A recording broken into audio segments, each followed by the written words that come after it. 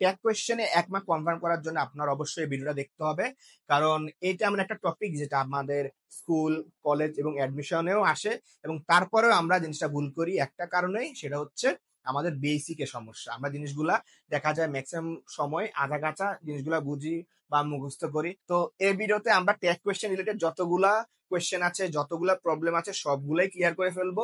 তো অবশ্যই ভিডিওটা শেষ পর্যন্তই দেখবেন। আচ্ছা, সবার আগে আমাদের ট্যাগ কোয়েশ্চেনে কাজ টোটালি করে সেটা আগে জানতে হবে।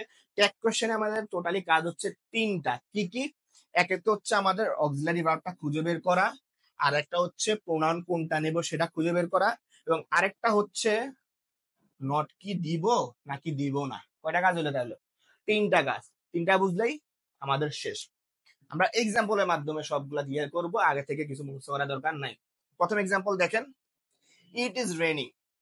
তাহলে আমি কি বলছিলাম? অক্সিলারি বের করতে হবে। এখন দেখেন এখানে